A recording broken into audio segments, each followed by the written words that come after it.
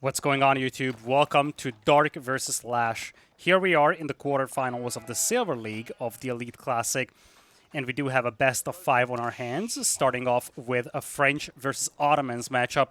To the north, it is Dark with the French in orange, and down south, we will have LasH playing as the Ottomans in green.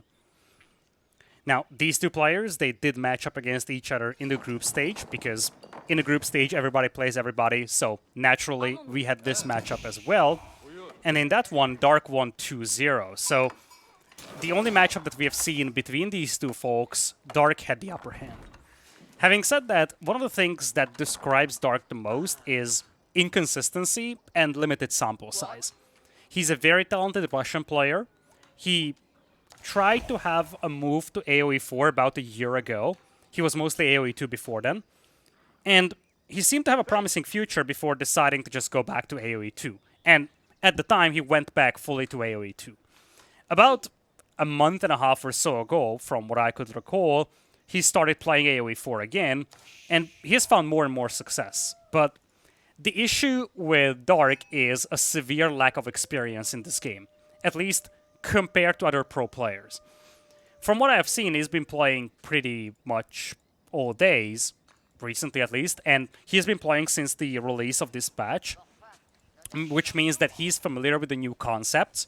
But compared to other pro players, or even high-level players, the amount of hours he has in the game is substantially lower.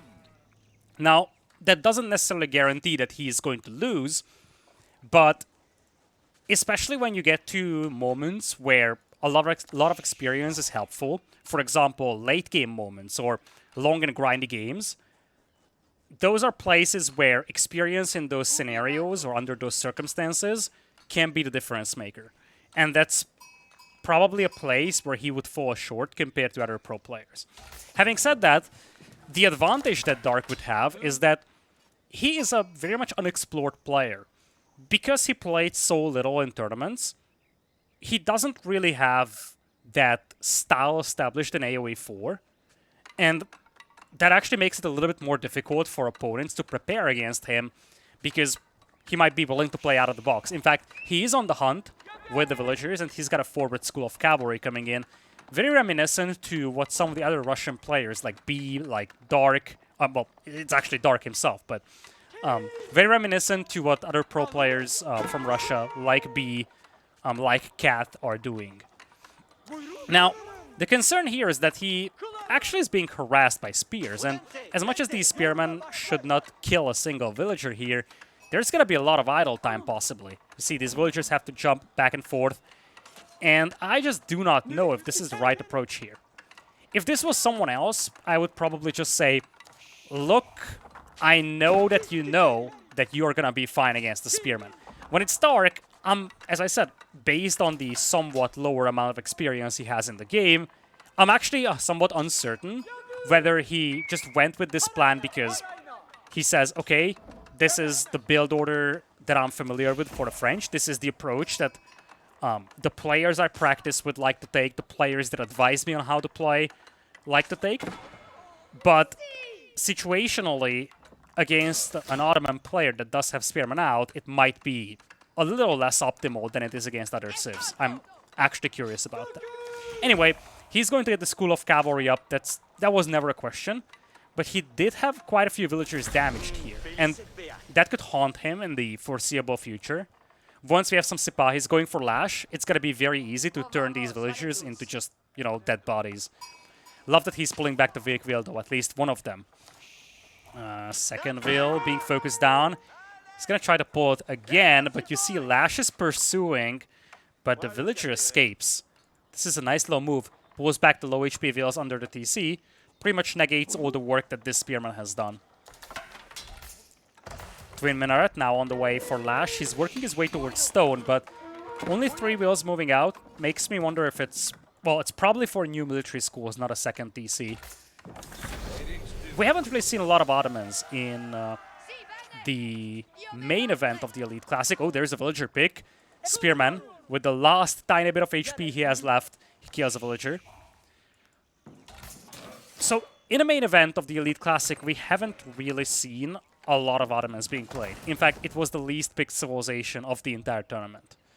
So, it's a little uncertain what to expect from the players in the current meta with the Ottomans, but I've heard a lot of praises being sung about the Sipahis on this patch, so that could be something that we could look into. As I said, I would be shocked if we saw a 2TC build, but you never know. Sometimes players like to come up with interesting things. Knight just dancing around trying to stop this blacksmith. There are two spearmen here nearby. You see, Standgun has been popped in just to brace prematurely against the Knight. Knight does get a good angle, gets the pick, so there's the retaliation for the villager picked off before. But the blacksmith will finish, and you see it's gonna be essentially barracks, and when the barracks completes, I think LasH will switch his military school into Sipahi, because, don't forget, you want to go for the free units here. And getting a more expensive unit for free is obviously better value, so he's going to play into Sipahis from here, and there's the second military school. Again, it's going to be likely Sipahis. Now, with the Ottomans, the longer this kind of status quo is maintained, the better. Because they obviously will benefit more and more from the free units. And he's going to play into Sipahis and Spears, which is a combo that French are notoriously vulnerable against. French often play into Archers and Knights, and ever since I know my mind, essentially, Horsemen, Spearmen always beats Knights and Archers. Players are just very good with their micro. They will keep the Spears back until most of the Archers are gone. And 9 out of 10 cases, when you look at even level players, the Spearman-Horseman combo beats Knights and Archers. Obviously, it's somewhat dependent on the numbers. And the Knights, get a nice pick here on the gold mine. So, a lot depends and a lot comes down to how Dark and LasH use their armies. But in a straight-up engagement, you probably are happy with Sipahi plus Spearman. Especially when you have the meta buffing you as well. For now, there is the hunt for Dark, so that's going to boost his food eco a bit. He's turning that into a lot of eco upgrades. Let's talk about that, though, because I love what Dark is doing here. He's exploiting the fact that he doesn't need to be investing into a lot of units. He does have a couple of Knights. He does have a couple of Archers to prevent harassment here. He's actually getting a lot of damage done here by the Knights. He's killed 3 villagers already. And the resources that he is not turning into army, he's turning those into eco upgrades. Wheelbarrow, fertilization, the mining upgrade as well. All these upgrades coming in will give him a much-needed immediate boost. And in the next few minutes, that will be turned into army. Decent fight in the middle. He's got a couple of Knights.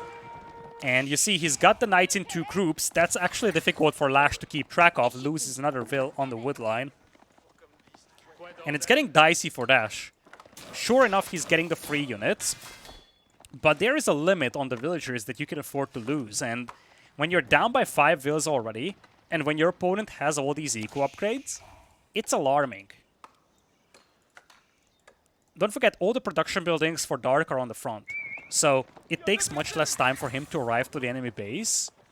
And those precious seconds can be difference makers. Now he's flanking to the right. It's going to be difficult to charge him with the Knights, with the Spearman being nearby. So I don't think he can kill a Vil here, but he should be able to push them away. Yeah, Spearman brace. He's going to pull them away. No reaction from LasH, though. Looks like one Knight gets picked off on the left side. LasH will have one of his Spearmen picked off on the right, but the villagers will all make it to the TC.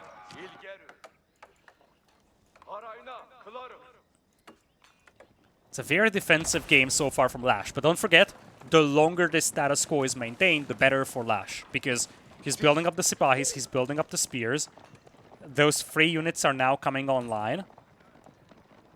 And honestly, like, the winning recipe here for Dark would be Spearman on his own. Because if he mixes in just a handful of Spears, these Sipahi will die in a blink of an eye. These guys are pretty fragile compared to Knights. Sure enough, you do have the attack buff on them with the Meter. But, as I said, Knight and Archer dies to Horseman Spearman. So what you want is mixing in a couple of Spears yourself with your Knights if you're Dark. And he's got the food for it. He's actually lacking wood. Sipahi will flank around, could find quite a few gold miners. Rest of the Sipahi are kept back at home, supported by some spears. Scout will see the spearman being nearby, so Dark, he's gonna wait for the archers before committing. But here come the Sipahis. Attack buff is on those, and that's a beautiful surround here. Or so I thought. Looks like the villagers will make it out alive. Wheelbarrow coming in clutch, actually, and it's only one wheel being picked. Talk about disappointing for LasH. This had great damage potential, but so many of those wheels survived. They're going back to the gold now. That's actually a bad move from Dark. He could get punished for this so easily. He's now diving in. Archers committing as well. Spearmen are gone, and you see LasH is going to have to pull off his veils. Villagers idle here for Dark. There are some things to address, but he's idling a lot of LasH's eco. LasH is up to 13 Sipahi, though. Clock is ticking for Dark. If he was on 2 TCs, I would say this is all fine, because he would escalate his eco. But he's playing 1 TC, and as much as he did cut into the eco of LasH, LasH is getting so many of those units for free. And when you have 15 Sipahis buffed by the Meter, they're no joke. Actually has the ranged defense on. And it looks like only 1 damaged villager is out here, but once again, there is the wrap. LasH this time around gets a better surround. Picks probably 2 vills here. Meter taking a lot of damage, but Sipahi will make it out alive. And you see now LasH has the lead when it comes to villager kills. There's the boar. Knight will try to fight this off. There is... what was that? I think it was just a Sipahi. If you pick the scout, you would deprive LasH of vision. If you pick the Meter, obviously you would get rid of the bonus. If you're just killing Sipahi, that's pretty underwhelming here for Dark. And you see LasH still has this presence here. Now we see some spears, but you do not have the Feudal Age upgrade. You do not have numbers. This is a premature fight for Dark to take. He wants his gold mine back, probably. But he needs a couple more spears here.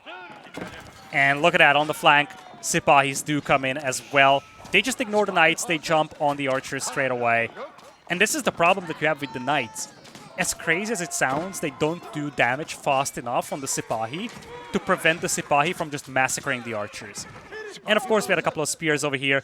It's a cleanup from LasH, and now he's got a very firm lead. A lot of things are going bad here for Dark. The level of intensity with which he attacked his opponent was inconsistent with the 1 TC build.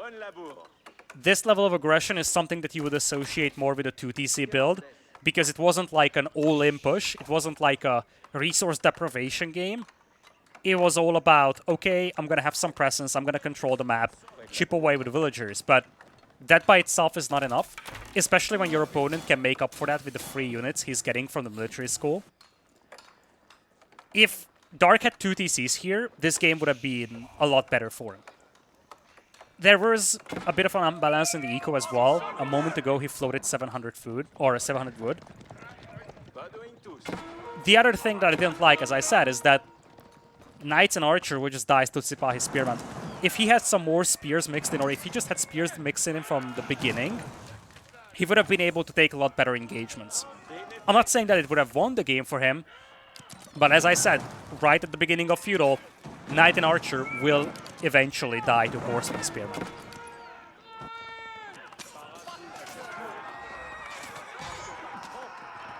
Now Sipahi are charging in. Decent fight for Dark. He did pick off quite a lot of the cavalry, but LasH, he picks off the villas on the left side. Now he's killed 12 compared to just 4 from Dark. He has a 3 villagers lead now, has gotten a lot of map control, double towers the hunt, still has the military schools going, and he's up to 12 Sipahis. It's getting grim for Dark. I'm not saying this game is over, but what Dark could use is... actually, Spear Archer might go here. It's a little tricky because he would sacrifice mobility. But one thing that LasH doesn't really have is a good response to spears. He is now mixing in archers, but he only has... well, he has 2 ranges, but it's not like either of them are producing anything right now. A second TC could also work with Dark, slowing down the game, getting a second TC going, maybe somewhere here on the gold. All 3 of his golds are chained together, by the way, so this area is key to defend. losing knights one by one like that is going to sting, though. And he wants to go for a knight, or a spear archer push. He's grabbing siege engineering. He's got good blacksmith upgrades, so does LasH, but LasH wants to go castle. He's a little short on gold for that. Does he have a market? He does not, so it is what it is. You see, LasH is still respecting knight raids to a point where he wants to wall off the flank. Little does he know that his opponent has barely any knights. Don't forget, the production buildings, most of them at least, for Dark are on the front, which means that if LasH ever gets going, he's gonna take down both the School of Cavalry and the Archer range. Probably even this barracks. So, if LasH gets going here, production for Dark will disappear. Interesting combination from LasH, by the way, getting going just as he gets the resources for castle. But one thing is certain. Oh, it's a nice find with the knights. Or, well, one knight. So LasH is gonna get shielded getting into Castle Age by the fact that his opponent has to defend. Granted, this knight is annoying, but it should be gotten rid of. But this is where LasH is gonna go castle. Normally, when you go to the next stage, you are vulnerable. But in this scenario, the reason why this works well for LasH is because he's the aggressor. So his opponent cannot punish him for that Castle Age. Beautiful surround with the Sipahi, gets a couple of picks. Now, you do not want to lose this army before Castle Age, though. You do not want to lose this army, so only commit if you're absolutely certain. And that seems to be the case for LasH. He's using the archers to focus down the ones from Dark on the backline. Sipahi buffed by the Matter with the attack speed. There's the pick on the knights. Archers getting forced back as well. Maybe a little overzealous here for LasH. He's going to lose a lot of the units just before Castle Age. But he realizes that there is not much left for Dark. And at this point, sacrificing some army to do tremendous eco damage is something he can justify, and he will justify that. You see, Town Center Fire is picking off the Sipahi slow and steady, but the value here is massive. You idle all the farms, you idle all the lumberjacks. A couple of Sipahi got picked off, but as Castle Age kicks in, LasH is going to get the veterancy. He's actually not probing the boar on the left, which has a lot of damaged villagers. But now he's up to 18 villager picks compared to 6. There is going to be the Imperial Armory coming in with mangonels. You unlock new military schools, of course. So that's also something to consider for him. Even better production. Naturally, the veterancy on the Sipahis and, of course, the archers will help as well. And am I seeing more stone being mined? No, that's not the case. In the position of LasH, you could justify going heavy on stone and trying to finish this game with a forward castle. But he doesn't want to go overly crazy. He's just playing into Sipahi and, well, a couple of men-at-arms, I guess. He's switching his barracks or military schools from 2 men-at-arms. Wars are complete on the right for LasH, which means that he can focus all his attention to the middle. And as for Dark, he is in a troublesome spot because he's 1 TC Feudal Age with the French. He's got a couple of knights, but unless he does a lot of eco damage with them, it's going to be difficult to punish Dark or for LasH here. The other issue that he faces is that Ottomans, especially once you have those military schools going, are notoriously difficult to defeat. Part of the reason why is because even if you kill, let's say, 5 to 10 villagers here, they still have those free units coming out, so you need to do a lot more damage to halt their flood of units compared to what you would have to do against some other civilizations. It's not impossible to raid them to death, but it's much more difficult, and it takes a lot more time to get value from your raids. Here comes Castle Age with the Royal Institute. Once we get to Castle, once we have Royal Bloodlines, there is a way here for Dark. But he's going to lose the School of Cavalry. He is very low on gold. That's the big problem. Upon hitting Castle Age, he won't be able to pop Royal Bloodlines, and that's a tech that takes a lot of time to research. And I think the moment Castle Age is in, LasH will just go. He knows fully well that he cannot afford to let Dark get the Castle Age upgrades. And because of that, I just don't see Dark surviving this. I might be a little aggressive over here with my call, I guess. But here in this scenario, LasH can punish. You see Castle Age is in, there's the veterancy, but no gold for Royal Bloodlines. It will take an additional 1 minute 30 seconds to get it. And you see LasH is going. He's got the first Mangonel almost out. That's a lot of Sipahis, all with veterancy. Some of the blacksmith upgrades are also from Castle Age now. And he's going to try to target the knights. He's going to realize that the knights are not upgraded to veterans. Now they are veterans, but they do not have royal bloodlines. He wants to take them down. Meteor was picked off immediately by Dark. That's a good find, but the numbers are just overwhelming here for LasH. As I mentioned before, the flood of the Ottomans is more and more difficult to stop the longer time you give them to build up. LasH was given all this time, and he is going to punish with it. There is all the picks on the villagers. Army just gone from Dark, and this is probably the end of the story for him. He's falling down to 58 population against 100. His knights are still picking up some villager kills here, but he's still down by a mile. Archers are here. His villagers cannot even garrison into the starting TC. And once Lancers come in, it's going to be even more difficult for Dark to keep those villagers alive. Let's see, even farms are being torched down, and it looks like Dark will just step out of this one. We have seen a lot of things in this game. One of them was, once again, how Spearman and Sipahi will dominate the Knight and Archer combo. But we've also seen how, especially against the Ottomans, you really have to be the aggressor against them.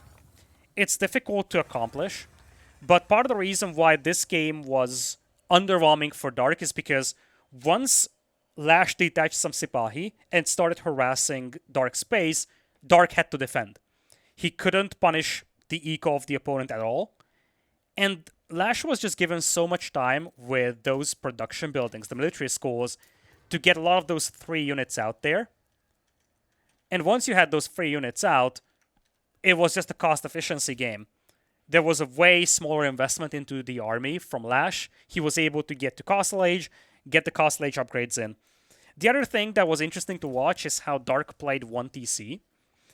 And as much as you can play into 1 TC, with the French, it's all about momentum. You have to play towards the pocket ecos, the boars, the hunts, the berries, the golds. So you need to be the aggressor, otherwise you will get raided. And you really cannot afford to lose villagers, because every villager you lose makes it substantially more difficult to get knights out there. Knights are so pricey, you cannot afford to lose villas when you're 1 TC. And with that, LasH takes the lead in game number 1. Into game number 2 we go, which is going to be on Lipany. Civilizations for LasH and Dark will be Rus and the Abbasids. Abbasids is the old school classic civilization for Lipany. Rus is something I love against it, though. Jumping into game number 2, we do have LasH with a 1-0 lead here in the Silver Lake quarterfinals of the Elite Classic. The map is Lipany. Spawning in on the right side is LasH, playing as the Rus in green. To the left, it is going to be Dark, playing as the Abbasids in orange.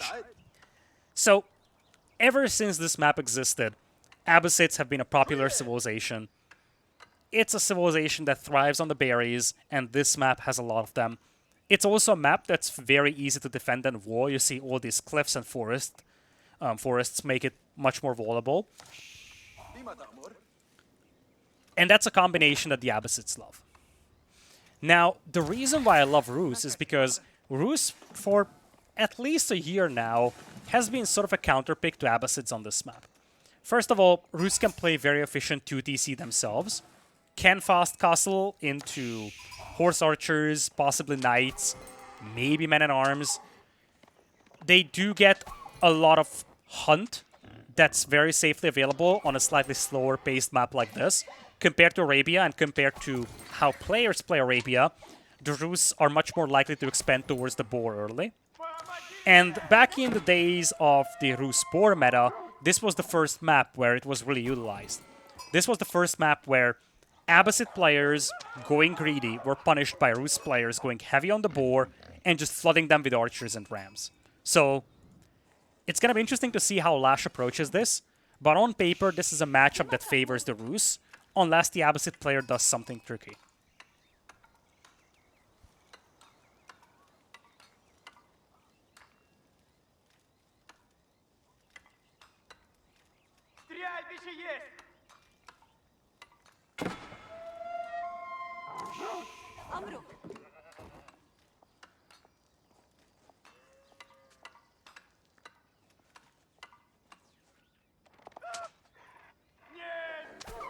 As always, showing the bounty I want to be very careful with, because if I switch to the normal caster UI, it does show the length of the recorded game, so I don't want spoilers.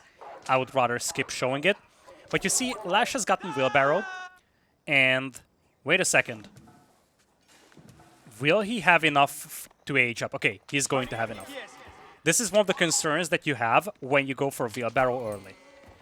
The trade-off that you're getting over here is that if you commit to a Wheelbarrow early, you technically risk not having enough bounty to go up the Feudal Age with. It has happened on a few occasions to pro players, and as long as you cancel Wheelbarrow, it's fine. But sometimes players finished Wheelbarrow, they didn't have gold and had to send out villagers to mine gold, which is definitely not something that you want to do with the Rus in Dark Age. So, one of the things that you need to consider here is that if you commit to an early Wheelbarrow, you're basically saying, look, I'm confident that I will have enough bounty that gets me to Feudal Age. That's exactly what we saw from LasH, and he was right. He's got enough gold to go up with the Kremlin. He's going to place the Kremlin around this area here with the stone. I'm not necessarily the biggest fan of this Kremlin spot in regards of defending this choke point. This could have been a lot more vulnerable. It's also going to mark that he's going for the forward stone. He does have one over here. So let's talk about this Kremlin spot. Here, a Kremlin would have been a lot better to protect the safer stone and a gold. And it's a very open area, and he could have walled the front. But one thing he does not secure with that Kremlin is Hunt. So one of the things I do expect to see from LasH, seeing this Kremlin positioning, is him moving towards the deer and the boar. If he didn't want to move towards these early, I think a Kremlin here would have made a lot more sense. Safer stone, safer gold, plus you protect a very open flank, and then he could have just walled the front and he's gonna be fine. The fact that he's placing the Kremlin to the front makes me wonder whether he's gonna go for the boar. Age up was with the military wing on the other side for Dark, so he's got 2 spears, 2 archers coming out. Also makes it challenging for 1 knight to clean this up. And of course the archers also make it somewhat challenging for the militias to clean this up. So what LasH is going to need is essentially an archer range, but he's going to work towards second TC for the time being. Here come the archers and the spears. Now looking at Dark's POV, oh no. Oh man, this is bad. This is early aggression, and the sole purpose of you making the military wing is to get the spears and get the archers. But when you do not know where to go, you miss out on so much momentum. Now, granted, all these villagers are protected here by the Kremlin, but if he knew about this stone mine, he could place the archers here and harass these vills. This is so problematic for Dark, and this is what I alluded to when I said lack of experience could be something that might be visible in this set. A more experienced player in the game, this is not to bash Dark, I'm just stating facts. He has played this game a lot less than other high-level players did. Granted, it's a big accomplishment that despite the lack of playing time, he has gotten here to the top 8. But this is definitely a moment where most pro players would have had the enemy base scouted by now, because the sole purpose of going for the military wing is that you get these units out here and you harass those initial outlying resources. Now you see, he spots the Kremlin, he spots the stone, but it comes in too late. And there's the TC. Oh no. Oh no, Dark! Dark, that doesn't work. Does it? No, it doesn't work that way. Alright, folks, you saw a classic AoE2 gamer move. We're gonna talk about that after just this brief engagement, but okay, I feel a lot more justified with my statement regarding the lack of experience. He's trying to kill the boar, by the way, but like 2 spears and a scout, that's a no-go. That's a big no-go here for Dark. Oh man. Alright, so here's the thing. Based on the movement of his initial scout, he tried to lure that boar back to his initial TC. Now he's trying to kill it, but he doesn't know how many units it takes to kill a boar. Like, it's clear as day that killing this boar is next to impossible with LasH being nearby. You see the boar is still almost full HP. Boom, there goes the spearman. Oh boy. I mean, he might get the kill at the end, but the price to pay is way too massive. This was extremely inefficient for him, to say the least. And look at this. LasH is even committing the scout he has, because that board takes a lot of hits from the archer and heals back up. Oh my lord. Talk about a blunder for Dark. Okay, let's break this down real quickly, because this is a disaster. So one of the things that he tried to do is lure the boar back to his initial CC. In AoE2, when you hit a boar, first of all, it won't retarget. And second, it follows you as long as it has line of sight on you, which means that you can lame a boar away from the opponent. You hit the boar once, and it follows you all the way back home. I'm 95% certain that that's what he tried to do. Don't forget, he played AoE2 for most of the last 1 year. Now, it doesn't work like that in AoE4. The boar will retarget, the boar will go back to its initial location, you cannot take it all the way back home. So when he realized that he cannot take it back home, he tried to kill it. But you could clearly see how he underestimated the boar's abilities. You don't see pro players trying to kill a boar with 2 spearmen and 2 archers for a reason. That's because the boar is much sturdier than that. So he just threw away all of that. I'm not trying to bash him here because I feel a little bad for him, but this is one of the big difference makers when it comes to experience. This is not a thing you practice. This is not a build order. This is situational awareness. And unless you've done this like 5 times before, you won't notice. Players that have been playing AoE4 for the last 1.5 years will know these nitpicky details and respond accordingly. Alright, back to the game. We have 2 DCs from Dark, so that's fine for the time being. But one thing he doesn't have is spears. He's got horsemen, that's nice, but archers won't do any good against those knights. He's trying to focus down the scout, that's actually good value. But now the knights are going to push him back, and you see, I'm not sure what exactly he was playing for here. I genuinely do not know what he thought his victory condition would be. Because he's playing 2 TCs, he saw 2 TCs from the opponent. He could have gone 3 himself, or play very aggressive into Spearman Horsemen, which is something that the Abbasids do.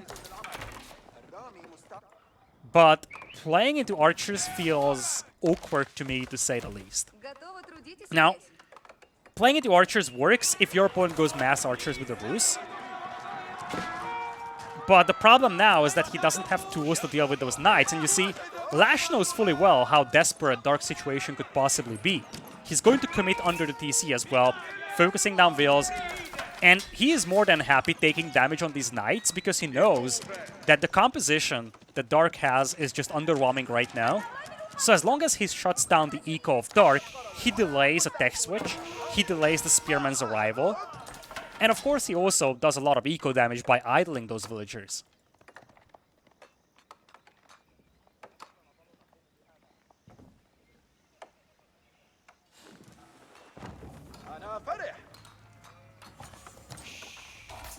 Spearman now coming in for Dark. LasH is going to fall back home, but you see why. He's piling up resources for Castle Age, which is a decision I love here. He's got triple ranges. This could turn into Horse Archers, but I think given the circumstances, given that he sees limited amounts of Horsemen, in fact, basically none to be found for Dark, plus limited Archers, I think best scenario is go up to Castle Age, and then get Veteran Archers and ramp push this. The thing is that if you wanted to go Cav Archers, you could only start producing them once you get to Castle. One thing that LasH could do is go up to Castle with the Abbey, possibly even High Trade House. This would be a juicy spot for a High Trade House, mind you. But if he goes up to Castle, he could start securing the relics.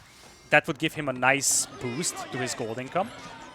And as he's going up to Castle Age, he could still mass-produce archers, so he has a standing army when he reaches Castle Age, something that he could upgrade to veterans immediately, and then start a ramp push with. Looks like he's not gonna go Castle after all, just gonna go triple range archers. He's got 5 tickets for the militias. He could also pull them. Looks like Dark is trying to wall the flanks, but here comes LasH. LasH's army looking a lot better, and he's going to dive deep in here. Berries will be denied from Dark. He's trying to wall off the northern flank to prevent that, but you see, this is basically the only place where he's got berries to work with. That's what I wanted to say. basically no backup berries to the south, means that Knights over here cause a lot of damage. Even if they don't kill many vills, they will basically cut Dark off from all accessible food. Villager will be found over here. And you see, LasH will just camp down the hunt. Villagers in the corner might actually make it out alive, but at the end of the day, that's still the food eco being hit heavily. For now, it won't be visible on the food income because Dark still has a lot of villagers on berries. But you see, he already had to start adding farms. And now, rams are coming. This is a classic Rus ram archer push. Not as heavy on the archers as some other Rus builds are, but this is exactly the kryptonite of the Abbasid eco build. Has been discovered about a year and a half ago. Maybe I'm overestimating. This was at the prime of the Rus meta. And one of the players that actually discovered this and started using it early was B, another Russian player, also clan member of Dark. He was the first one to expand towards boars. He was the first one to start using this very aggressive ram push with the archers. Idea is simple. You have a crazy food income from the hunt and the boar, so you can just flood archers, you can push with the rams, you do have great wood income because you do have the lumberjacks buffed. So everything is set to just flood your opponent with archers, and if your opponent is playing an eco-heavy game, it's difficult to stop. Now, Dark does have a couple of archers, but you see, when you focus on 2 TCs, especially when you're deprived of berries, your production of archers won't be great, and LasH has more than enough to secure this with. Here come the push. Castle Age on the way for Dark, but this is the worst possible time for him to be attacked. Archers... Wait, okay, Spearmen do have the upgrade, but the army is much better for LasH, and if there is one time in this world when you don't want to be attacked, that's when you're aging up. This is the worst possible timing for Dark. He's gonna get pushed just when he spent a bunch of his resources on Castle Age. Knights will dive under the TC, will start picking up villagers, and LasH is just evaporating the production buildings. There is basically no production left for Dark. He's just dead. I'm trying not to make, once again, overly aggressive statements on his position, but reality is that his army is half the size of his opponent's, 1/3 of his value. The heavily armored knights can commit under the TCs, archers will massacre vills, production buildings are gone, Castle Age is still 30 seconds away, and even when he gets to Castle Age, there's just gonna be nothing that he can do to get the upgrades. Archers now jumping out on the other side of the TC. Rams are still rolling. They are targeting the second TC now. Spearman will try to charge in from the north, but Dark just taps out of this one.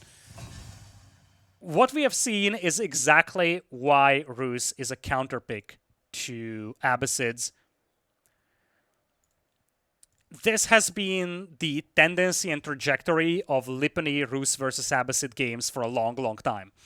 And part of the reason why players started mind gaming into the Civ pick of Lipany. For a long time, it was an Abbasid Delhi map. Now you see why players are starting to put more and more thought into the Civ pick here. If you go Abbasid, which is the straightforward selection, I guess, you play a civilization that's predictable and can be counterpicked with something like the Rus.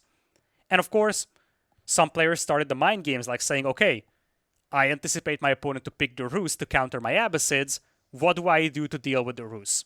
But what we have seen is exactly how the Rus can prevail over the Abbasids. This game, to me, has shown some lack of experience here for Dark, especially when it comes to approaching this matchup. I value his creativity because he tried to do some good things. Problem was that those good things came in somewhat underwhelming fashion, let's just say that. It was a lackluster early push because he didn't have the critical resources scouted. The attempt to take away the boar failed, and then he just played a strategy that straight up dies to a Rus ram push.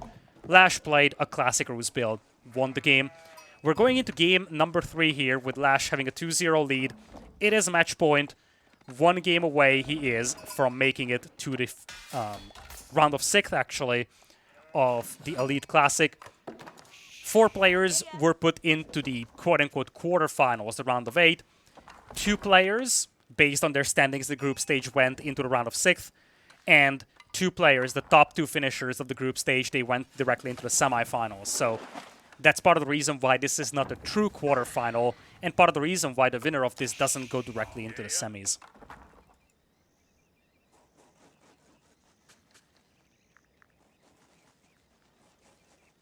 Spawning in on the right is Dark with the Malians in yellow. To the left, we do have LasH playing as the English in green. Map is going to be Dry Arabia, if I'm not mistaken. Looks like Arabia to me. Forgot to check the map, but this very much feels like Arabia. And we do have a Dark Age Man-at-Arms opening here from LasH. Now, against most other players... Okay, he's Malians, never mind. Never mind, he's Malians. Love this little detail. Dark is going to get her 10 stone, or 10 gold, before heading back to the TC. You have to go back anyways because you don't have a mining camp. Might as well get her the gold and take it back. So against any other civilization, this could be a lot more damaging by LasH.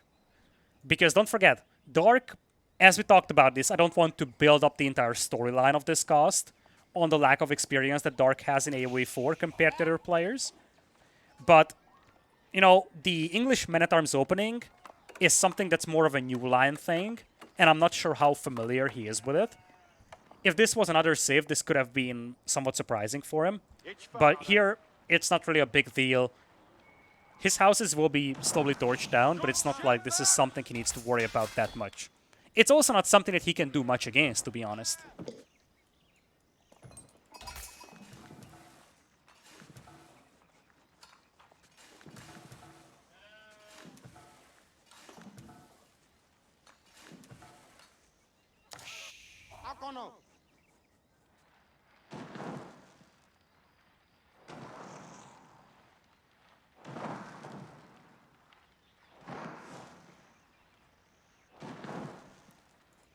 So far, nothing crazy going on here in Dark Age.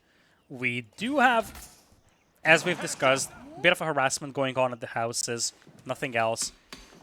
And we should have a slightly faster feudal age here for Dark. Likely Mansa Quarry is the name of the game, indeed. That's the landmark coming up. So let's take a quick look at the scouting. Looking at LasH, he's got a decent vision on the enemy base. Kinda lacking line of sight into the enemy back. So he's missing out on this second gold mine, which is obviously a factor for Malians. But he's got the details. Let's talk about this. He sees the gold, sees the berries, sees one of the hunts, sees one of the forests. Now, by default on Dry Arabia, you spawn with 2 forests nearby. So that implies, especially combined with the fact that he didn't scout here, that the second forest is here. He knows this. Now, he doesn't really know about this second gold. He could think it's here, but an educated guess could be on this side. He also knows that that's not the closest goal to his opponent's base, because otherwise that would have been the one on which the pit mine was built. So he knows that this is the second closest gold mine, and it's likely over here. That's basically what LasH can tell from Dark space. Now, Dark, as I was elaborating on that, looks like he lost his scout. You can clearly see the trajectory. He was coming in here, sheep trying to be saved, but he runs into the TC fire of the English player. So annoying. You gotta be very swift with your reaction when you're up against the English, because the English TCs eat you. He's at least possibly gonna get the sheep out, I do not know. LasH technically has a scout somewhere, but that's pain and agony for Dark. Now, it's somewhat predictable what the English will do. They will do Council Hall and Spearman most likely, so Longbow Spearman. Although, don't forget, we're playing on the Season 5 patch, so technically the Abbey of Kings and the King could be something to consider. But once again, we get back to the point where we just say, look, it's a nice unit, it's a cool unit, but the Council Hall gives you an amazing amount of flexibility. It's not like the Abbey is a very bad landmark. It's the fact that the Council Hall, for what the English love to play, is an S++++ tier landmark. It unlocks you longbows, gives you faster escalation to your military numbers. Now it also has the ability to produce crossbows in castle. So if we get to that castle age race, your opponent trying to push you with lancers or men-at-arms, you can quickly go for crossbows. And even if you don't make a single longbowman, your opponent always has to respect your ability to add those longbows. So when it comes to the identity of the English. And when it comes to the flexibility of the English in Feudal Age, or even beyond Feudal Age into Early Castle, the Council Hall is just so valuable. And that's why it's no major surprise that we still see players using it 99 out of 100 games.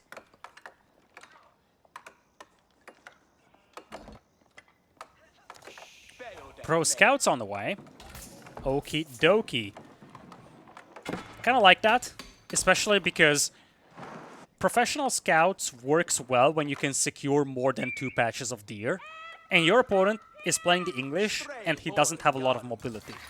So you can get away with the Pro Scouts build quickly. Now, okay, Warrior Scouts will be on the way. It's just a couple of seconds away. But Pro Scouts are in. This is probably the most exposed patch of deer that Dark has. He needs to ferry this in first. Because if LasH is ever going to attack, it's going to be from this angle. This one can wait, and then this one can also wait. There's a range coming up for Dark. Comes the Pro Scouts play. He's going to try to clean up that one Man-at-Arms. Now he's shifting towards the Hunt. I do not know if I hate this. I genuinely hate this for Dark. He has just told LasH that he's playing Pro Scouts. Now, of course, Malians often play Pro Scouts, so this doesn't necessarily mean anything crazy. But you've just told your opponent what you're doing. You've also told your opponent that you're trying to take this Hunt, so the longbows will be rallied up here, and you won't be able to access it anymore. In fact, you could lose all your scouts if you're not cautious. Villagers being pulled from the berries, archer range now working. Jav throwers are coming in. And once you have a couple of those, you could repel the longbows. And this is actually a very interesting Pro Scouts build. Normally when you play Pro Scouts, you go up to at the very least 3 scouts. Because you don't want to take forever to ferry in the carcasses. We have seen, back in the days when Malians played Warrior Scouts with the Pro Scouts upgrade, we have seen 7, actually more than 7. We have seen 50 of those scouts out there. But at the very least 7 to ferry in the deer, so you can pick up a whole patch in one go. You see LasH, he actually knows about this Hunt here. Yeah, LasH has got great scouting.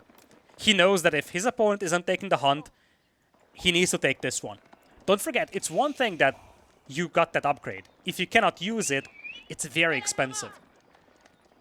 Malians can get away with that gold cost thanks to the pit mines, but in LasH's mind, this is great value, and he's right about that, because your opponent invested into a pricey upgrade, and you're denying him from using that. Man-at-Arms also do a lot of, I guess, work here, soaking up the damage. They're early Man-at-Arms, so Feudal Age upgrade has been obtained. And you see, even without the Pierce Armor upgrade, they soak up the damage from the Javelin throwers, and then the longbows will just focus them down. There is a one-range advantage in favor of the longbows on the Jav throwers. And more importantly, the Javelin throwers are very pricey, especially on the food department. Dark is fine for the time being, he could even go for some cattle. But in the long run, he needs to be cautious about losing these Jav throwers, because replacing them is going to be difficult. Longbows once again denying the Warrior Scouts. So yeah, the thing I wanted to elaborate on is that when you only have 2 Warrior Scouts, it takes a long time to ferry in the carcasses. First of all, it means that it will take a long time for the Pro Scouts upgrade to pay off. But it also means that you cannot just send out 7 Warrior Scouts here, kill the 2 longbows, and then yoink all the deer. Same thing, like you cannot just send out 7 here, pick up the whole thing, and then pick all of them back up. If you only send out 2 scouts, you bring back 2 carcasses after all this travel, it feels lackluster. LasH pushing up with the longbows. He's still denying this Hunt. Would be lovely to see him tower this. He's just now getting the attack upgrade in.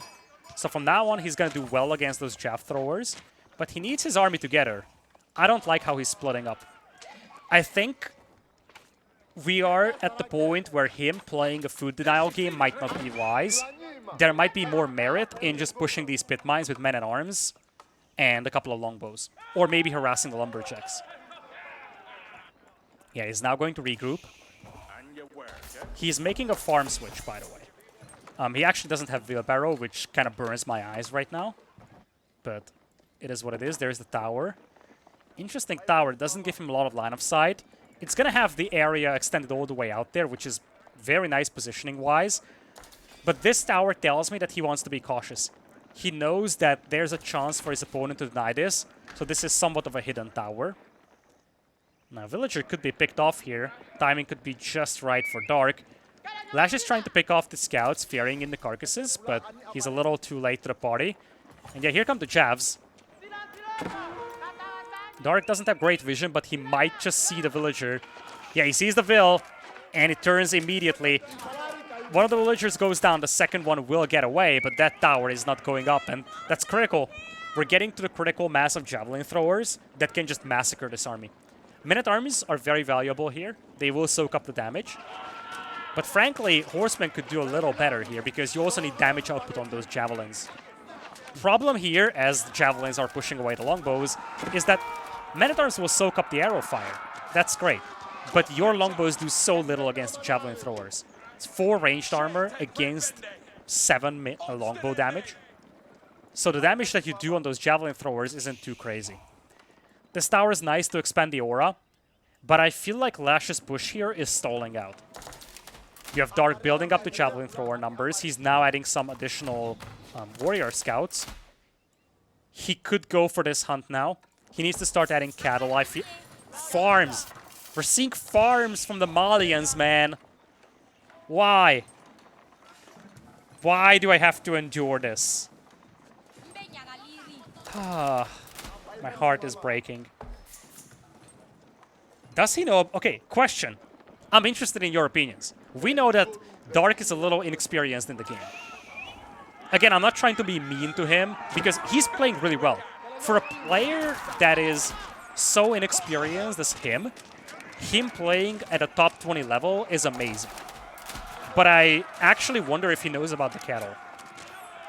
Because with Malians, it's somewhat shocking that we are seeing him basically without cattle, floating 700 gold, making farms.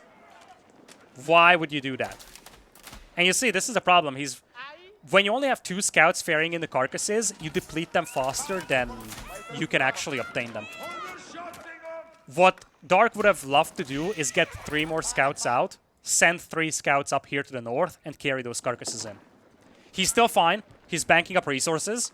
And it just goes to show how crazily powerful Malians are.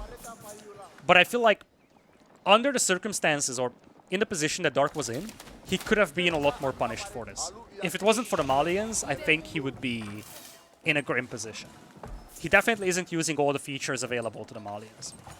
Granted, one of the things that LasH is doing is playing single TC, heavy farm transition, and that's slowing down his push. He's playing into Men-at-Arms. Now, this is virtually an all-in style build for LasH, because the thing is that those Men-at-Arms, they will soak up the damage. You have to dive under TCs with them, do eco damage, and Dark will just fall back into his base to take that fight. Problem is that Dark is going up to Castle Age, and once he gets up to Castle, this is a different story. I would actually be interested in seeing a couple of Musafati warriors. They would die quickly to the longbows, but if they deliver a couple of hits on those men-at-arms, they might be worthwhile. Anyways, the point here is that Malians will eat you in the long run. We know that. So for LasH, if he plays 1 TC here, he basically needs to make 1 decisive push happen. Looks like he wants to go to Castle, get to a 2nd TC, but that I hate. I feel like if you want to play 2 TCs, he probably would have been better off playing 2 TCs from Feudal, because then he's going to escalate his eco a lot more rapidly. The problem that he's facing is that by the time this King's Palace as a 2nd TC starts paying off, the Malian passive gold income will just dominate the game. Jav throwers now being upgraded. So what do we have here? I could see Musafati warriors being a thing. I could see a switch into archers with poison arrows. That would be intriguing. Because don't forget, archers do have a higher mobility than longbows do. And once you have poison arrows, they eat everything. They do eat heavily armored units, the men-at-arms, lancers. They do well against the archers as well. Looks like it's gonna be Sofas, though, imported armor on the way. I don't mind it either, because it's not like you have a lot of spears here for LasH. In fact, he's got precisely 1 spearman. And Sofas with imported armor are crazy hard to kill by longbows.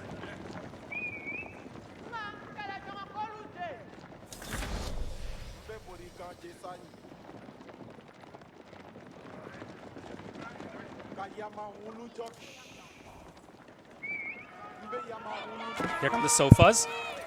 Would be lovely to have one scout here for Dark for some extra vision. Speaking of scouts, he's going to yoink the scout from the back of the enemy army, and now the timing is right for him.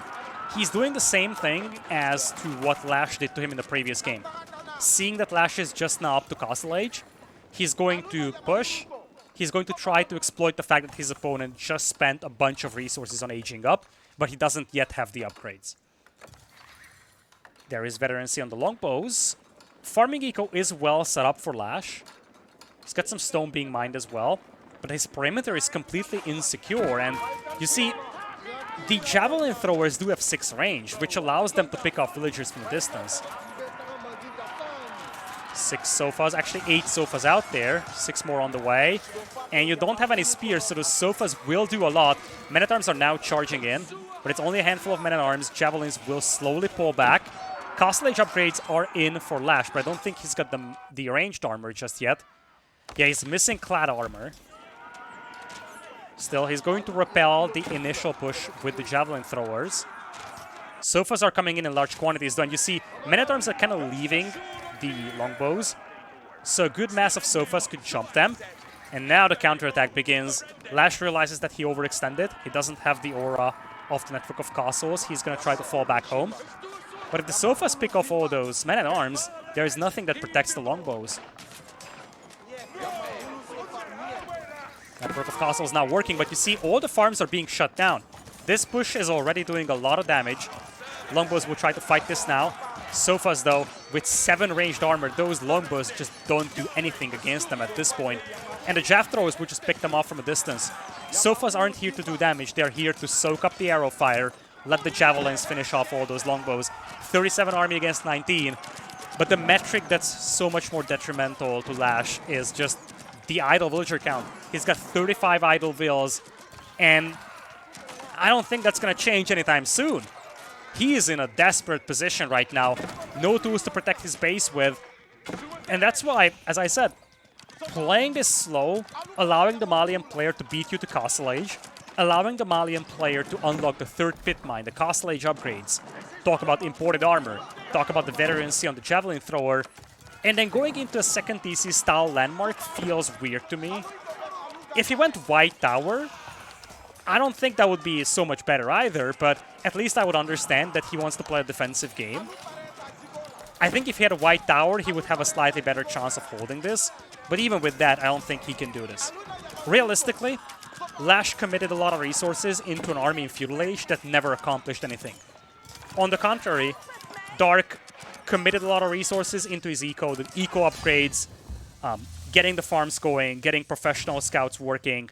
Obviously, Malian Juggernaut helps him a lot. But at the end of the day, what mattered is that LasH committed to 15 plus men-at-arms, a bunch of longbows, a pricey army with a 1TC build that was never utilized in Feudal Age, and by the time he got to Castle Age, it virtually became obsolete. With that being said, we are jumping into game number 4 over here. Dark on a path to recovery. This was by far the most convincing game from him. But wait a second. Wait a second. All right. Looks like we do have another Malian game here for Dark. We're going to talk about that in a second. Because it's actually intriguing how the Civilization draft works for this. But I was confused for a second looking at the Rex, but it is what it is. We're jumping into game number 4 over here. Dark now has 1 point on the board. It is going to be LasH with the Ottomans in green on high view. And to the north, we have Dark playing as the Malians in yellow. So Malians again.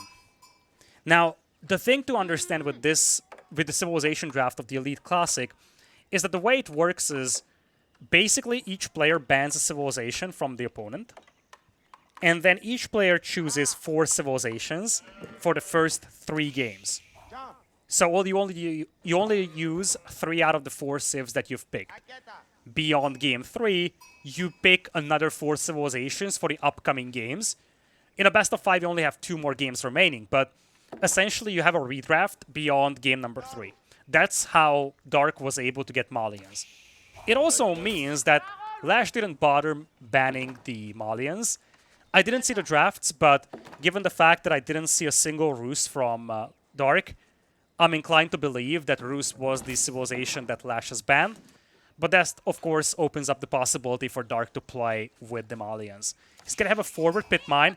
In fact, all of his accessible golds are very much exposed. So this is a punishing map for Malians. The gold is a lot more generous, I guess, for LasH with the back spawn. Aside from that, stones are available for Dark. Hunt in the left side is nice. He's got this little pocket on the left. In fact, this is one of the positions that he could play for. Sounds awkward, but if he had a wall up here, he would secure this little corner with the Hunt, the gold, and the berries. This is something to consider for the intermediate part of the game. But this gold mine might be more legitimate for a second pit mine than this one is.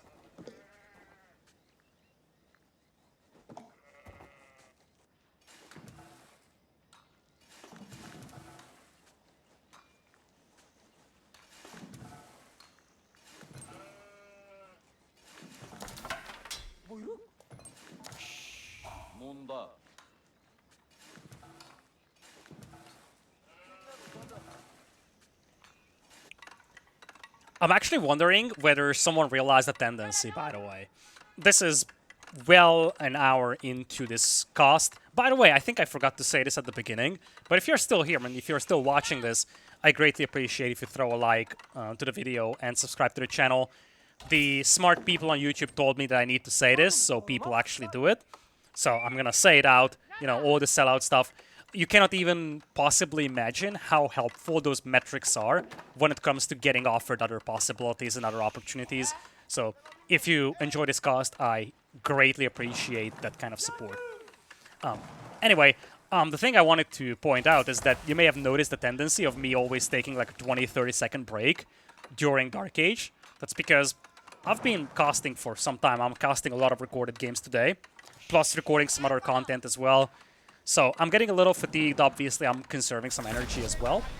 But I'm also in the process of eating a couple of chocolate chip cookies and drinking a little while we have Dark Age. So that's part of the reasons why pretty much 2 minutes into Dark Age, I usually have like a 20-30 second quiet segment. So don't worry, folks. It's not like I accidentally muted my mic. All is deliberate.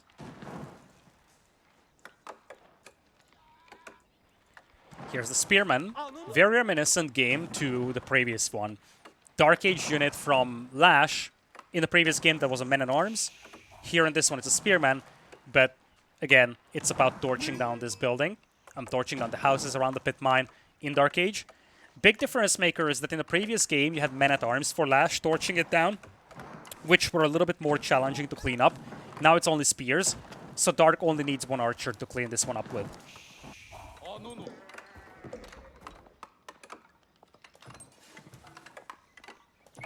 Twin Minaret is the landmark of choice for LasH here. And looking at Dark, he's going for an early Broadox. I like that a lot. You have a lot of gold to work with the Malians. And if you want to play into archers, having that wood income is amazing. Now, I'm actually curious if Dark is going to use the cattle this game, because he's not playing into Pro Scouts. He's not even opening with a stable like he did in the previous game.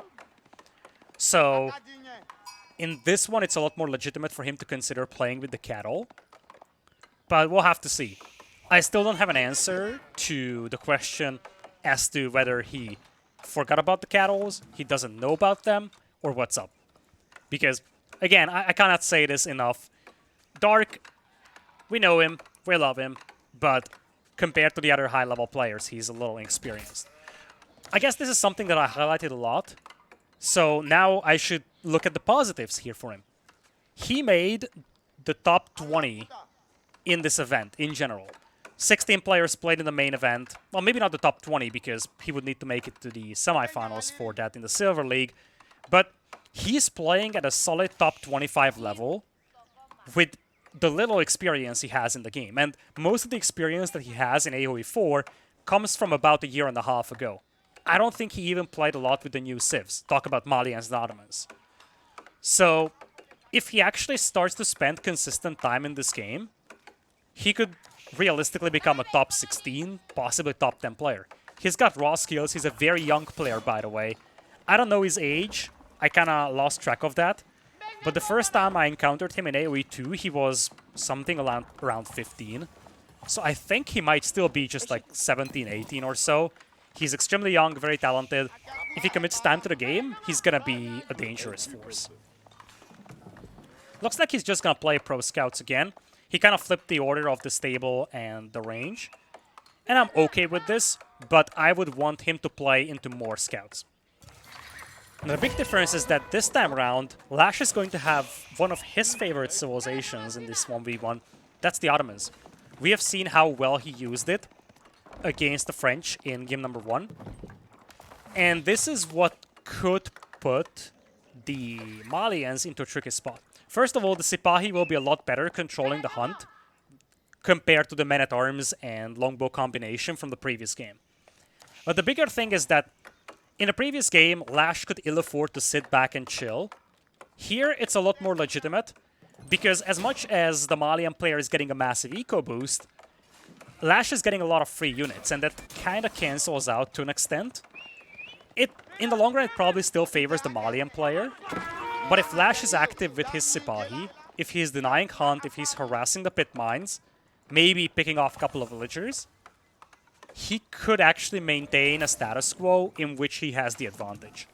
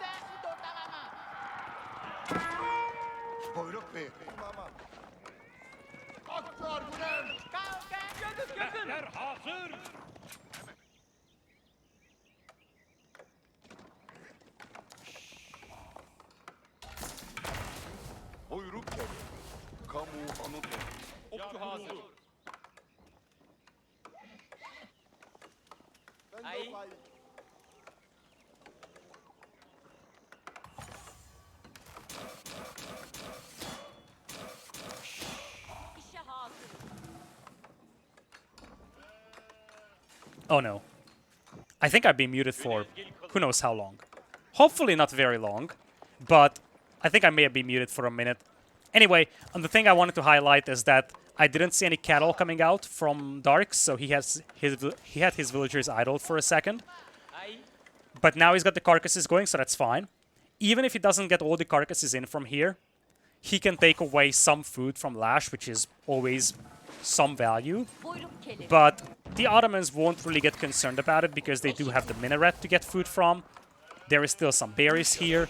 And most importantly, the Ottomans heavily rely on the military schools to produce the food-heavy units to them. You see, most of the Sipahi production comes from the military schools, so that LasH isn't that reliant on accessible food. It will hurt to lose some of the hunt, but it's not going to be devastating. It's not like, let's say, the French, where if you miss out on a lot of food, you will be in trouble. Dark knows that he's gonna play defensive. He is playing into Donsos and the Javelin Throwers.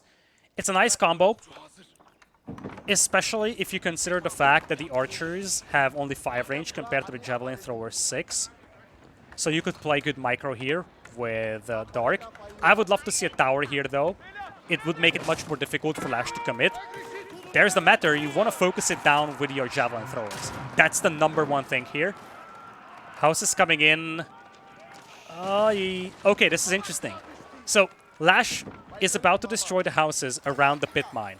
And the response here from Dark is to just rush up a couple of houses, knowing that he will be housed if he doesn't do that. It's a nice idea, but would be lovely to consider relocating to this gold mine. He's going to ferry in some carcasses as well. But again, what you want to do is push up with the javelin throwers a little, just like he's doing right now. Try to focus down the meter, try to focus down the spears. Actually, the archers are more value because you don't have a lot of cavalry, but best value is to focus the meter. Could also use the Donso ability to throw the javelins. That doesn't have a crazy range, but the meter, any damage that he takes is permanent. So there is no reason, or no way, basically, for LasH to heal this up. If you do damage to the meter, it's going to be easier in a consequent fight. Subsequent fight, that's what I want to say. I'm also getting tired here at the end. But it's going to be easier to pick off that meter if you do a little damage here with the javs. Nice shift from LasH to try and push the gold. More importantly, you see, he's committing little resources to army production, and he's using that to get the castle. This is why Ottomans are so dangerous. Oh, Metter getting a lot of damage. You see, LasH is able to maintain presence, even making a push, without having to commit much resources. And he's actually able to undercut the castle age timing of Dark, because Dark needs to commit to a lot of army here. Part of the reason why he needs to commit to a lot of army is because he's up against a meter. So he looks at a battlefield, sees X amount of units from LasH. He needs, let's say, 2x amounts to be certain that he can win when there is a meter on the field. Second, Dark doesn't know when LasH stops producing army, which means that Dark is going to continue making army until he feels like his opponent stopped, which also delays his castle age. Sipahi will try to break in. Love this move. There's no gate over here, by the way, so Dark is going to have to loop around. Castle age is close, but you see, with the pit mine having been destroyed, that gold income isn't going to be shining. And because of that, Dark is going to be a little slower to castle age. That's a timing window for LasH to use. And he's been building into a lot of archers, actually. There's the Frame Garrison, will be spotted by LasH. He's going to dive into the Sipahi. Donso is just now catching up, that gate being late. Obviously something that hurts them. It's a bit of an idle time on the Vills. LasH is still trying to commit, though. Every second you delay this building, you buy yourself time to get the first mangonel out of the armory. You buy yourself time to get the veterancy upgrades. And that's exactly what LasH accomplished with this. Also pushes away the lumberjacks from here. Frame Garrison now coming in with 17 Vills, but this is an alarming spot for Dark to be in, because the Frame Garrison needs a lot of gold. And 9 out of 10 cases, the Malians have that because of the pit mines. Not in this one, though. In the long run, unless you secure some map control here quickly for Dark, he's not going to have a very consistent gold income because he will be raided here and here. And once that happens, the Frame Garrison is going to be borderline useless because he won't have the gold to mass-produce units on it. Now, looks like LasH is playing double mosques. What is he up to? I don't think it's going to be combat healing, right? Although AoE healing is a thing to consider. But combat healing has been nerfed before. I'll be somewhat surprised if he went for it.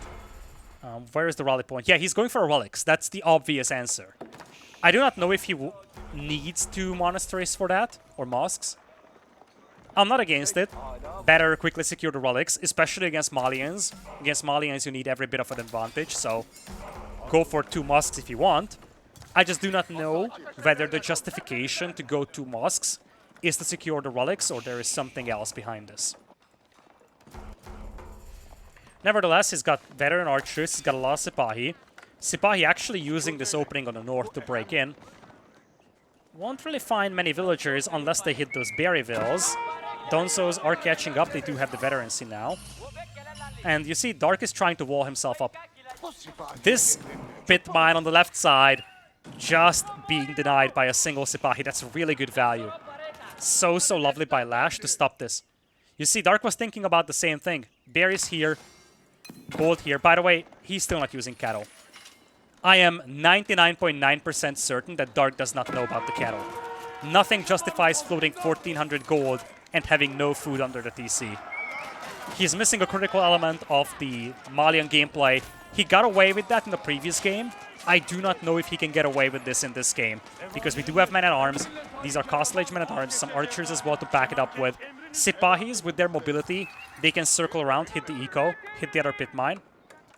And behind this one, LasH is using his map control to secure the relics. He's bringing up the first mangonel just now. And he's mining stone, which means that he could start working his way towards a castle. Good fight here for Dark. Gets a couple of picks. But LasH has no need to hurry now. He's fine. He's mostly fine because he knows his opponent is only on 2 pit mines. He's got the 3rd relic coming in. Normally I would zoom in here, but the zoom is broken, so I cannot. Anyway, interesting to see those scouts just delivering the carcasses as they come for a raid. There is a Mether still in here. There's a second one out there back at home as well. Sacred Site being captured as well. So LasH is really maximizing that passive gold trickle. You can clearly see how aware he is about the fact that the Malian's passive economy is very difficult to match up against. So you need every single little piece that you can get. Securing that Sacred Site a minute.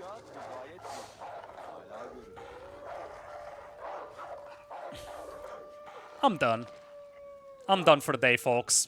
So is this, what is that called? Imam? Yeah, there goes the Imam. Anyway, I was about to say that securing the Sacred Sites can be a difference maker because, you know, it's a lot of passive gold income and nothing stops you from doing it. But I guess those wolves have other things to say about that.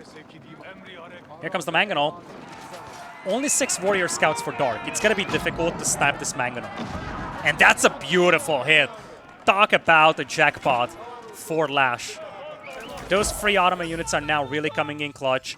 He's got the second Mangonel on the way, multiple military schools pumping out units as well. And this is why I said that the Frimba garrison here is problematic. Once this pit mine is gone, this one follows. And once the pit mines are gone, you don't have gold income to sustain this. Donzels have been upgraded, so were the Javelin Warriors, but houses will be taken down, pit mines will be taken down. LasH has 3 relics, 1 Sacred Site, there's a second Mangonel on the way. He's still far away from a castle, instead he goes for a second TC. Now, seeing everything, it feels unnecessary to play into a second TC. If he goes full military, he could punish and finish. But I don't mind him playing 2 TCs. He wants to leave options open in case this push stalls out. It won't stall out, by the way. He's cutting off his opponent from gold. The pit mine is gone. This one is being torched down. 500 gold per minute is disappointing, at the very least, for Malians. That basically means one group of jab throwers every 5 minutes, or every 1 minute. Behind this, LasH is on 2 TCs. He's gonna have 4 relics very soon. He could technically try and raid this with the Sipahi, but instead takes a fight in the middle. There are some Janissaries mixed in here as well. A lot of Janissaries. Where did these guys come from? Are they coming from military schools or ranges? Did he get the tech for them? Nope, he didn't get it. So he's just mass-producing them. I didn't even see the Janissaries being mass-produced. They are very gold-heavy units, by the way. But with all the relics, sacred sites, and just 1200 gold per minute for LasH, the Janissaries come in clutch. Now, granted, the Janissaries don't do a lot of base damage, at least not compared to a lot of hand cannoneers. But one thing that they are very useful for is an anti-cavalry use. When they were first released, basically, people said that they are premium spearmen. They massacre cavalry. So in combination with Mangonels, they are difficult to deal with. And this is just the death blow of the Ottomans now from LasH.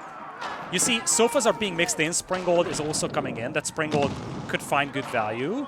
Gets the first Mangonel. But those sofas, they will evaporate to the Janissaries. This won't even be close.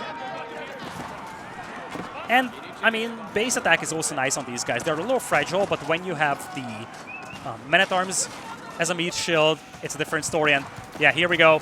Here come the sofas. There go the sofas. This is why Jannies are such a wacky unit to deal with. Because they are a hand cannoneer style unit, but they play very differently from ordinary hand cannoneers. Now cavalry is gone, Mangonels are pushing up. There is another Springald up there, but at this point the Men-at-Arms can just rush in front of the Springald. LasH doesn't seem to notice it up until now. One last Mangonel remains. Springald gets taken down before the Mangonel dies. There is a Mangonel on the other side as well. But now it's 89 army against 29. And as good as Dark has played in certain moments of this series, experience prevails. The Ottomans prevail here in game number 3. LasH moves on to the next round of the Silver League here in the Elite Classic. A great series, I must say. And again, as much as I said that the inexperience was somewhat visible on the side of Dark at multiple moments, actually, if he continues to play this game, if he continues to learn, even just by watching games and seeing how certain civs are played, and if he learns some of these mechanics, because in some cases you really felt like some of the mechanics were missing, this guy could be a dangerous player.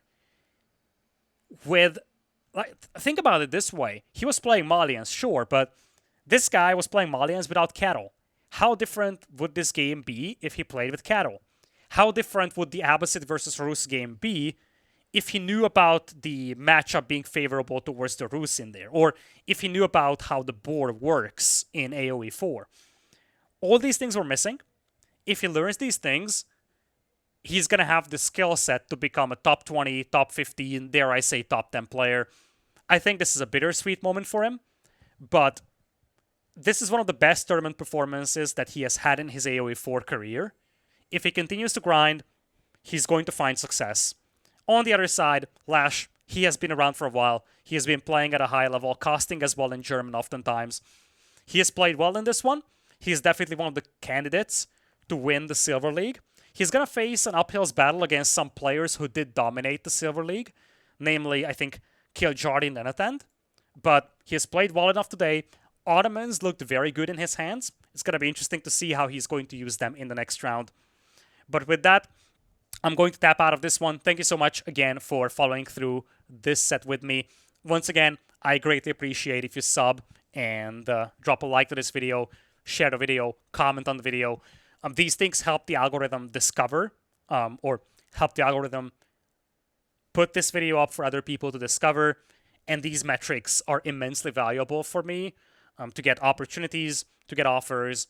You cannot even possibly believe how helpful a single sub is even. Thank you so much, everybody, for watching, and I will see you in the next cast.